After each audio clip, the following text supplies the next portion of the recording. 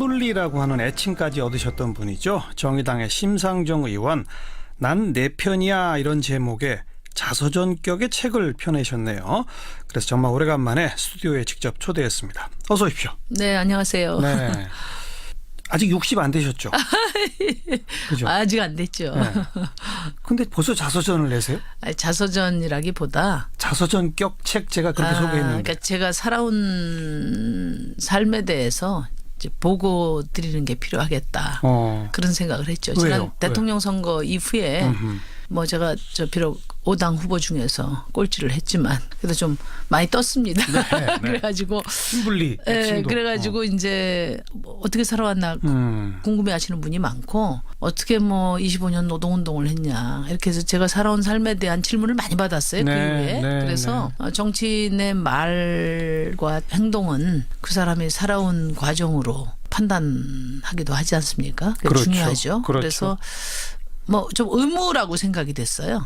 그래서 뭐 거칠지만 제가 살아온 스토리를 좀 써봐야 되겠다. 훨씬 더 많은 분들이 저 사람은 어떤 사람이지? 어떻게 살아왔지? 궁금해하니까 책으로 보고 드리겠다. 네. 그거군요. 네. 대선에 대한 보고서라기보다 심상정 삶에 대한 보고라고 알겠습니다. 생각합니다. 책 제목이 난 내 편이야인데 제 1부의 제목이 난 내 편이야더라고요. 네. 거기서 내 편이라고 너가 누구예요?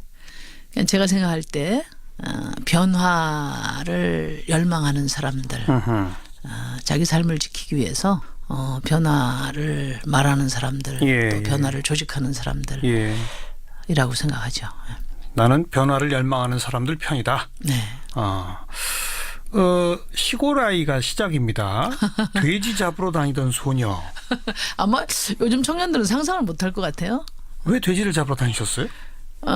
저희가 이제 시골에 살았는데 그때는 뭐 그런 파주죠, 분들, 파주. 예. 그 오빠들을 서울에다 유학을 보내고 주말만 되면은 이제 엄마가 이제 바리바리 싸 가지고 올라가셨죠. 서울로. 예. 근데 우리 어머님이 동물들을 많이 키우셨어요.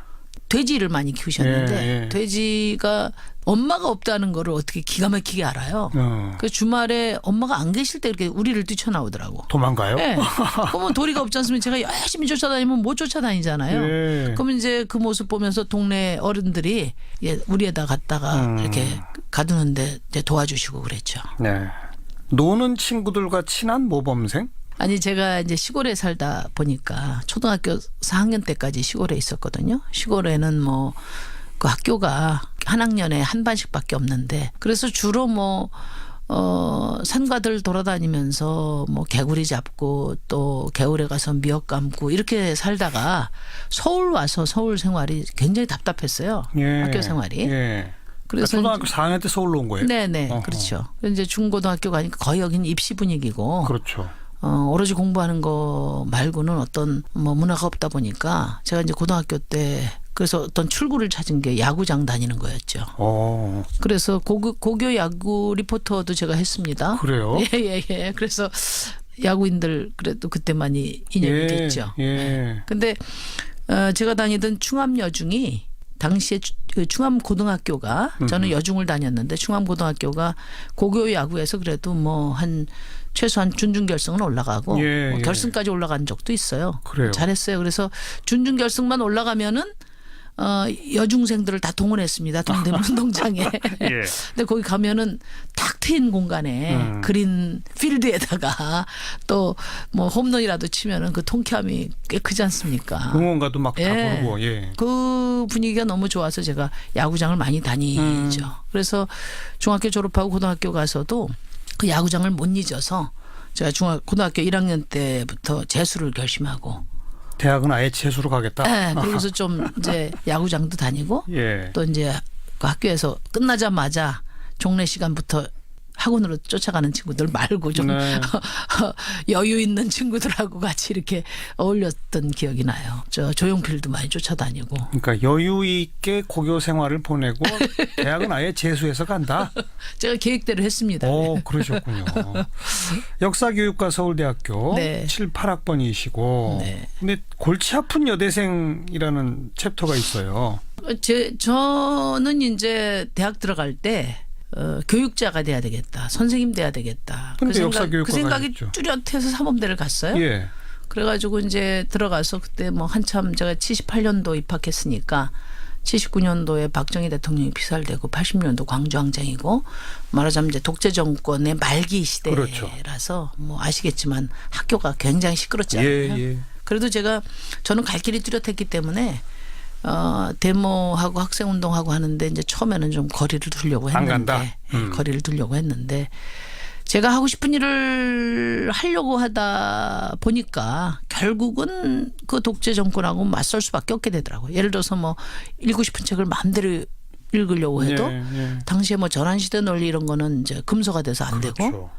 또 뭐 아침 이슬 같은 노래도 못 부르고 네.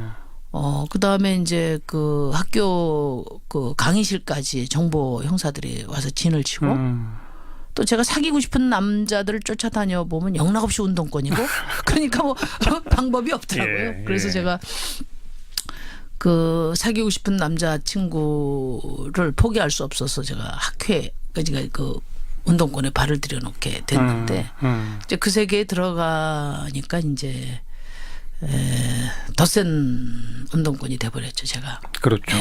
그래서 이 길로 오게 된 겁니다. 그래서. 근데 보통 데모하러 다니고 그럴 때는 운동권 여학생들은 청바지 입고 운동화 신고 그러잖아요. 네. 근데 하이힐 신고 다니셨어요? 그러니까 처음에 저희 언니가 미대 출신이에요. 그래서 이제 굉장히 이렇게 미적 감각이 풍부한 분인데 언니 영향으로 멋부리고 다니셨구나. 아니 그게 아니라 이제 언니 옷을 입고 다니게 되는 거죠. 예. 언니 구두, 언니 옷을 좀 물려서 입고 다니다 보니까 이제 제가 다니던 학교와 그 시절로 볼 때는 굉장히 뭐 좋게 말하면 멋있는 여학생이 돼버렸는데 그래서 제가 그랬어요.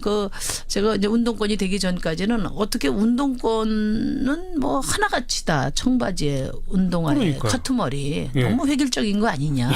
제가 그런 식으로 좀 비아냥거리기도 했는데 제가 이제 운동권이 돼서 하이힐 신고 그 서울대에서 신림사거리까지 데모대를 쫓아다니다 보니까 진짜 발목 시큰거려서 더 이상 못 뛰게 되고요. 그다음에 거리에 철퍼덕 앉아야 되지 않습니까? 맞아요. 그러니까 이제 치마 입고 어렵고. 청바지로 갈아입게 되고 그다음에 체류탄을 막 쏴요 그때는.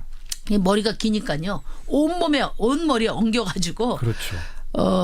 그 집에는 밤늦게 나가는데 도저히 안 되겠다. 털어도 안 틀리고. 그래서 머리도 카트를 하게 되고. 자동적으로 커트머리 청바지 운동화. 그래서 이제 어느 날 보니까 제가 똑같아졌어요.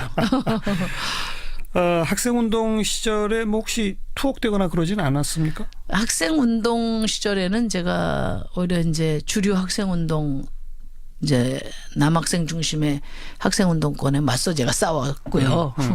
이제 저는 이제 노동운동 시작하면서 이제 오랜 수배 생활을 하게 됐죠. 노동운동은 9년 정도 수배 생활했습니다. 물론 뭐 70년대 후반, 80년대 초반 그때 대학에서 학생운동을 한 사람들은 노동운동으로 많이 가긴 했습니다만 그렇다고 꼭 노동운동으로 가야만 한다는 법은 아니었잖아요. 다른 활동도 있잖아요. 근데 내가 노동운동으로 가야 되겠다라는 계기가 된 건 뭡니까? 제가 이제 그 학교에서 여학생들로만 구성된 학회를 만들었어요. 왜냐하면 남녀공학에서는 여학생들에게 기회가 없어요. 학교 1학년 때는 다 모집을 하다가 3학년 이제 학생운동 이제 본격적으로 이제 지도할 때 되면은 이제 남성 중심으로 다 되고 그래서 제가 거기에 이제 반기를 들고 여학생 학회를 만들었는데 여학생으로만 사회 변화를 위한 실천을 해야 한다는 게 이제 기치였단 말이에요. 그래서 당시에 이제 지금도 뭐 대학생들이 농활은 있죠. 농촌 활동하는 거는. 그렇죠. 당시에는 공정 활동도 있었습니다. 공활도 있었고 저희가 야학을 했는데 당시에 그 야학원 이제 여성 노동자들의 그 공장 생활이 굉장히 궁금했기 때문에 겨울방학에 이제 공장 활동에 들어가서 거기서부터 이제 안 나오고 25년 노동운동을 하게 된 겁니다. 왜 안 나오셨어요? 힘들지 않았습니까? 굉장히 힘들었죠. 힘들었는데 들어가 보니까 그 굉장히 그 놀라운 세계였어요. 그 세계가. 그러니까 초등학교 졸업한 친구들이 이제 서울에 와서 일도 하고 예. 야간 학교도 다니고 예. 그런데 뭐 너무나 저 잔업 특훈 철야까지 하니까요. 그렇게 고된 노동을 하고 또 너무나 박봉을 받고 또 작업 환경이 너무나 열악하고 관리자들 쌍소리 해서 뭐 맘대로 무시하고 그런 그런 환경 속에서 일하는 그 여성 노동자들이 얼마나 정직하고 근면하고 또 그 성실한지. 예. 예. 제가 그 친구들한테 참 정이 많이 갔고, 이 사람들의 노동이 존중받는 사회가 돼야 된다. 그 다 법에도 있고 헌법에도 있는데 그런 걸 내가 가르쳐야 되겠다. 그러면 우리 사회가 많이 좋아지고 민주주의가 더 강해지지 않겠냐. 그때 그런 생각을 했던 것 같아요. 네. 그래서 지금 마치 제 운명처럼 생각됐어요. 그래서 제가 그때 들어가서 여기서 노동운동을 해야 되겠다는 결심을 하는데 조금도 주저함이 없었습니다. 체질이 맞으셨나 보네. 근데 체질이 아니라 제가 이제 강한 의지로. 아니 의지라기보다 제가 이제 이 책에서도 말씀드리려고 했던 게 그런 건데 많은 사람들이 저한테 굉장히 특별한 사람 취급을 해요. 근데 제가 가만히 생각해 보면 사람들 누구에게나 자기가 어떤 일을 했을 때 뿌듯한 감정, 뿌듯하고 자부심을 가질 때가 다 있거든요. 예.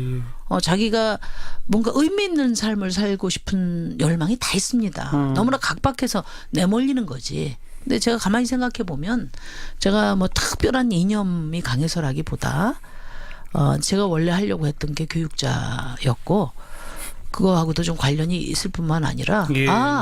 정말 그때는 민주주의에 대한 열망이 굉장히 높았을 때 아니에요? 그런데 노동자들하고 인연이 돼서 제가 의미 있는 삶을 찾게 된 거죠. 네. 네. 그러다 보니까 그런 시대 상황과 맞물려서 특별한 삶을 살게 된 거지. 뭐 제가 뭐 특별한 사람이라서 그런 건 아니다. 누구에게나 요즘에도 제가 지역구에서 보면 아니요. 특별하십니다. 정말 그 봉사 활동 하시는 분들이 많아요. 예, 박봉 받고도 어려운 사람 후원하는 분들도 많고요.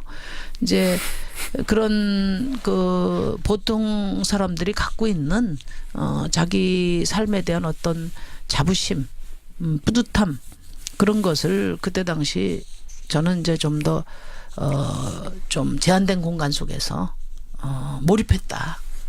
그렇게 생각해요.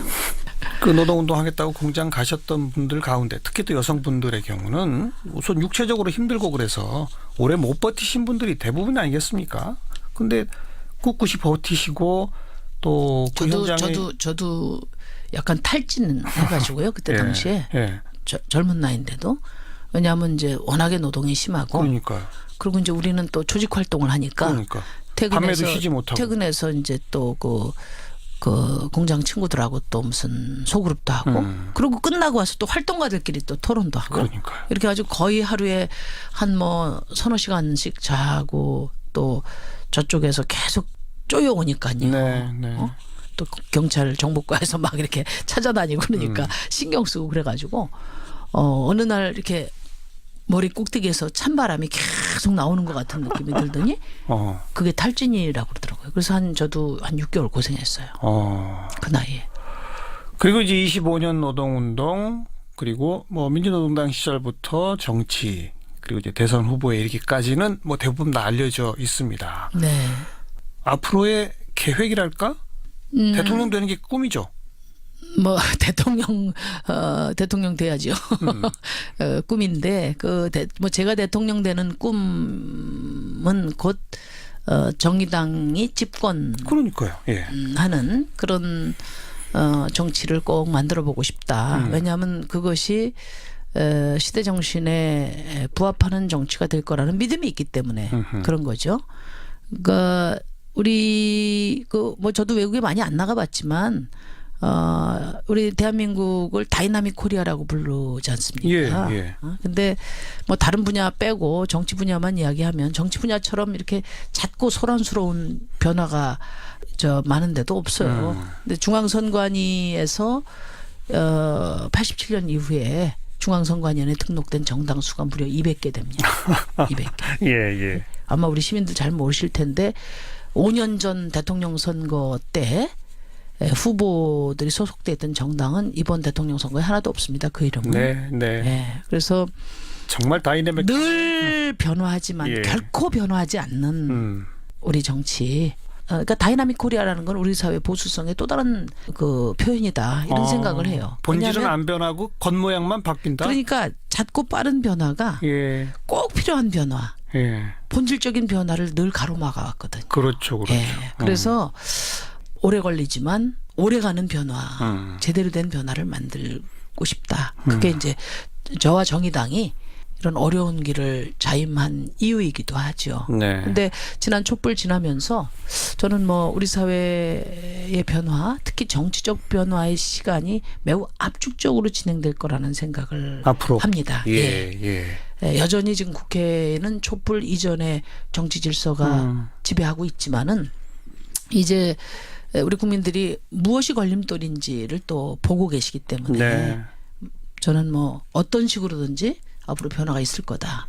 그리고 무엇보다도 제가 요즘에 이제 고등학교 청소년 강연을 많이 다니는데요. 네. 다녀보면 아무리 학교 담벼락으로 정치하고 담을 쌓고 차단해도 지금 우리 청소년들 정치 안으로 이미 깊이 들어와 있습니다. 예, 예. 그리고 얼마 전까지만 하더라도 뭐 우리 시민들의 투표 그 행태와 관련해서 뭐 될 사람 밀어주자 이런 얘기 많이 했지만 네. 지금 어르신들도 그런 얘기 안 합니다. 저는 촛불의 변화가 단지 정권 교체로 끝나지 않을 것이다. 왜? 정치의 근본적 변화로 갈 것이다. 자기 삶이 고단하고 절박하기 때문에 내 삶을 바꾸는 정치를 우리 시민들이 기필코 이뤄 나갈 거라고 봅니다. 예. 그래서 그런 믿음으로 저와 정의당도 어려운 시기를 잘 보내려고 하고요.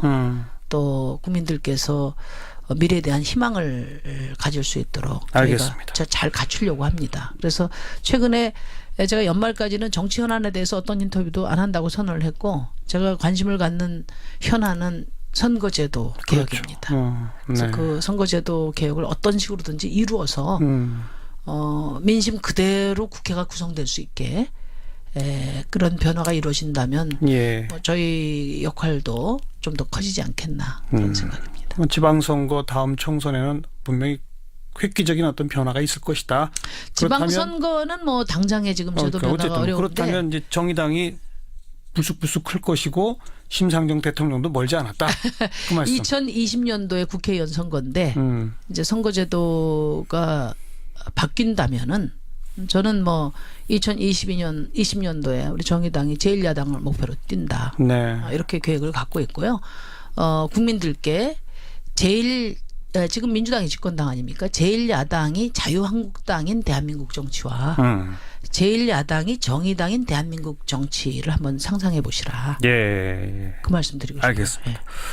문재인 대통령 잘하고 있는지 한 말씀 해주시고 만약 심상정 대통령이 됐다면 이 점이 가장 달랐을 것이다. 그거 한 말씀 해주시고. 일단 이제 대통령 뭐 최선을 다하고 계시다고 보고요. 그러나 대통령의 개혁 의지가 있더라도 통치권 차원에서 할 수 있는 일 말고 국회가 안 움직이니까. 결국 제도와 정책 또 뭐 예산 뒷받침돼야 될 국회에서 지금 막혀 있지 않습니까?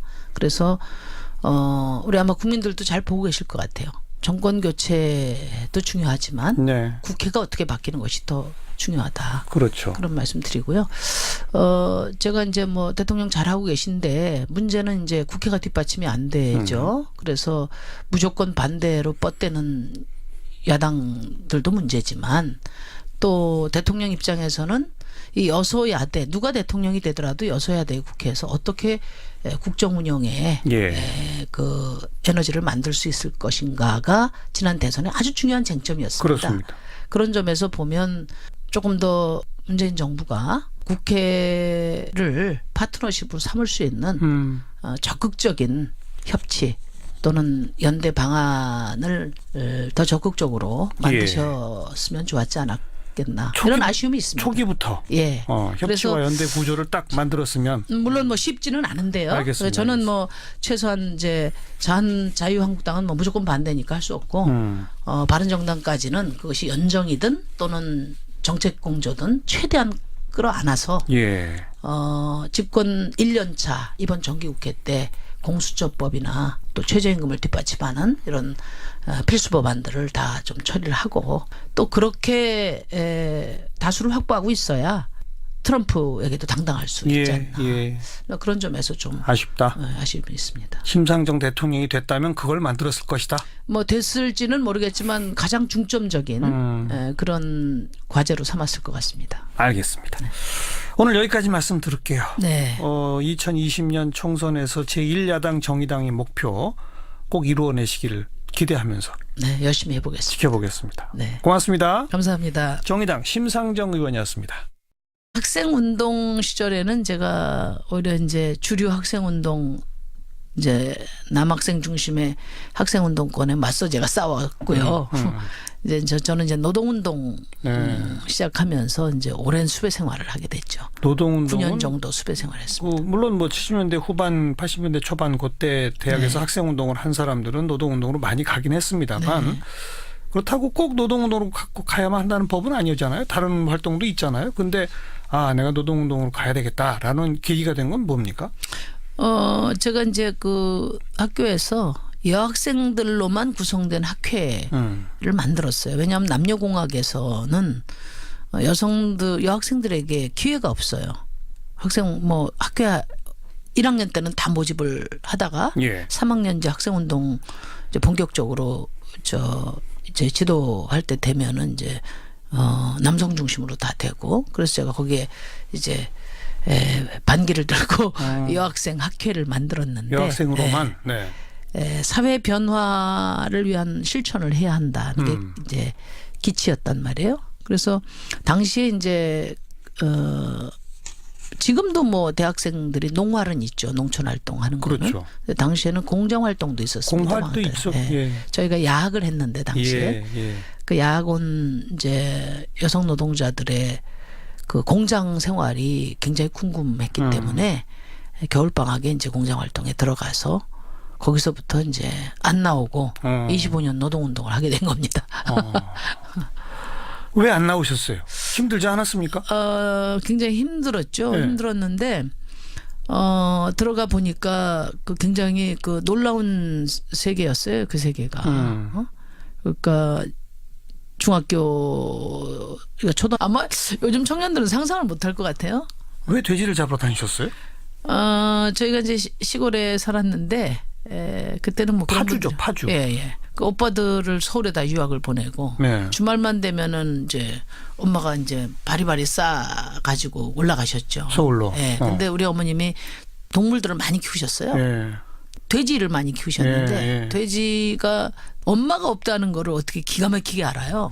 그 주말에 엄마가 안 계실 때 이렇게 우리를 뛰쳐나오더라고. 도망가요? 네. 그러면 도리가 없지 않습니까? 제가 열심히 쫓아다니면 못 쫓아다니잖아요. 그러면 이제 그 모습 보면서 동네 어른들이 우리에다 갔다가 이렇게 가두는데 이제 도와주시고 그랬죠. 네. 노는 친구들과 친한 모범생? 아니 제가 이제 시골에 살다 보니까 초등학교 4학년 때까지 시골에 있었거든요. 시골에는 뭐 그 학교가 한 학년에 한 반씩밖에 없는데 그래서 주로 뭐 산과들 돌아다니면서 뭐 개구리 잡고 또 겨울에 가서 미역 감고 이렇게 살다가 서울 와서 서울 생활이 굉장히 답답했어요. 학교 생활이. 그래서 초등학교 4학년 때 서울로 온 거예요? 네네. 그렇죠. 이제 중고등학교 가니까 거의 여기는 입시 분위기고. 그렇죠. 오로지 공부하는 거 말고는 어떤 뭐 문화가 없다 보니까 제가 이제 고등학교 때 그래서 어떤 출구를 찾은 게 야구장 다니는 거였죠. 그래서 고교 야구 리포터도 제가 했습니다. 그래요? 예. 그래서 야구인들 그래도 그때 많이 인연이 됐죠.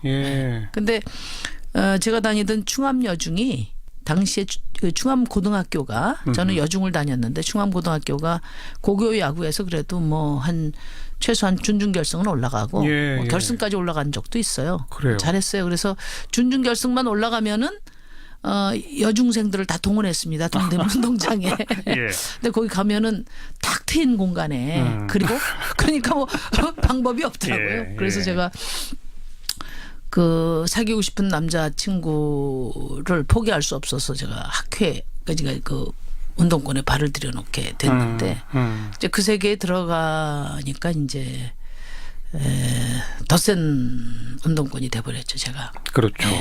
아니 그래서 근데 이 길로 오게 된 겁니다. 근데 보통 데모하러 다니고 그럴 때는 운동권 여학생들은 청바지 입고 운동화 신고 그러잖아요. 네. 근데 하이힐 신고 다니셨어요? 그러니까 처음에 저희 언니가 미대 출신이에요. 그래서 이제 굉장히 이렇게 미적 감각이 풍부한 분인데 언니 영향으로 멋부리고 다니셨구나. 아니 그게 아니라 이제 언니 옷을 이렇게 입고 다니게 되는 거죠. 예, 그러니까 예. 언니 구두, 언니 옷을 좀 물려서 입고 다니다 보니까 이제 제가 다니던 학교와 그 시절로 볼 때는 굉장히 뭐 좋게 말하면 멋있는 네, 여학생이 돼버렸는데 네. 그래서 제가 그랬어요.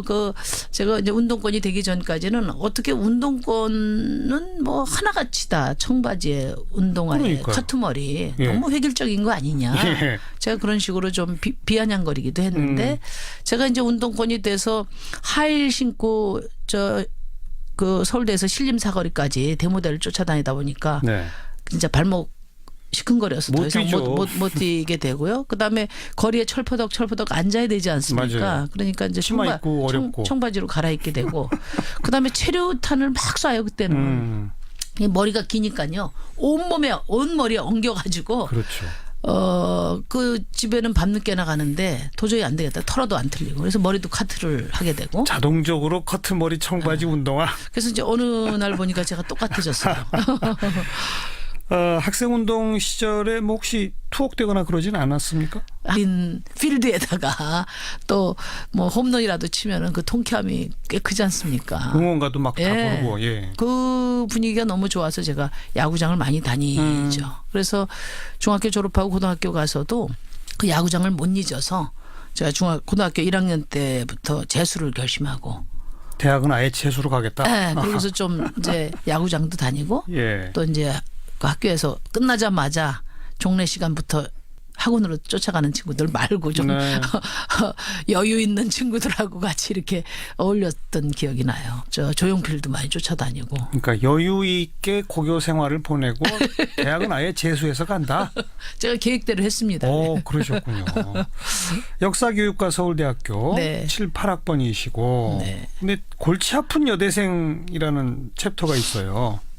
저는 이제 대학 들어갈 때 교육자가 돼야 되겠다. 선생님 돼야 되겠다. 근데 그 역사교육과가 생각이 있죠. 뚜렷해서 사범대를 갔어요. 예. 그래가지고 이제 들어가서 그때 뭐 한참 제가 78년도 입학했으니까 79년도에 박정희 대통령이 피살되고 80년도 광주항쟁이고 말하자면 이제 독재 정권의 말기 시대라서 그렇죠. 뭐 아시겠지만 학교가 굉장히 시끄럽잖아요. 예. 그래도 저는 갈 길이 뚜렷했기 때문에 데모하고 학생운동하고 하는데 이제 처음에는 좀 거리를 두려고 안 했는데 간다? 예, 거리를 두려고 했는데 제가 하고 싶은 일을 하려고 하다 보니까 결국은 그 독재 정권하고 맞설 수밖에 없게 되더라고요. 예를 들어서 뭐 읽고 싶은 책을 마음대로 읽으려고 해도 예. 당시에 뭐 전환시대 논리 이런 거는 이제 금서가 돼서 안 되고 그렇죠.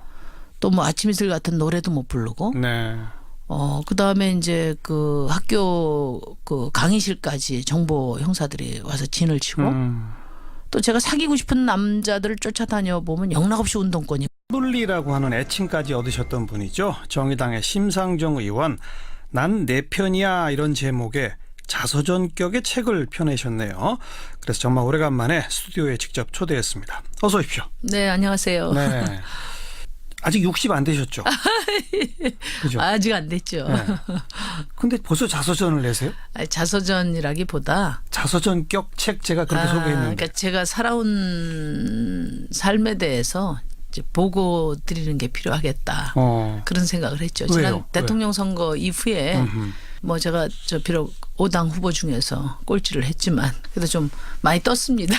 네. 그래가지고 신분리. 예, 백신도. 그래가지고 이제 뭐 어떻게 살아왔나 궁금해하시는 분이 많고 어떻게 뭐 25년 노동운동을 했냐 이렇게 해서 제가 살아온 삶에 대한 질문을 많이 받았어요. 네, 그 이후에. 네, 그래서 정치인의 말과 행동은 그 사람이 살아온 과정으로 판단하기도 하지 않습니까? 그게 그렇죠. 중요하죠. 그렇죠. 그래서 뭐 좀 의무라고 생각이 됐어요. 그래서 뭐 거칠지만 제가 살아온 예. 스토리를 좀 써봐야 되겠다. 훨씬 더 많은 분들이 저 사람은 어떤 사람이지? 어떻게 살아왔지? 궁금해하니까 책으로 보고 드리겠다. 네. 그거군요. 네. 대선에 대한 보고서라기보다 예. 심상정 삶에 대한 보고라고 알겠습니다. 생각. 책 제목이 난 내 편이야인데 제 1부의 제목이 난 내 편이야더라고요. 네. 거기서 내 편이라고 너가 누구예요? 그냥 제가 생각할 때 변화를 열망하는 사람들, 자기 삶을 지키기 위해서 변화를 말하는 사람들, 예, 또 예. 변화를 조직하는 사람들이라고 예. 생각하죠. 나는 변화를 열망하는 사람들 편이다. 네. 시골 아이가 시작입니다. 돼지 잡으러 다니던 소녀.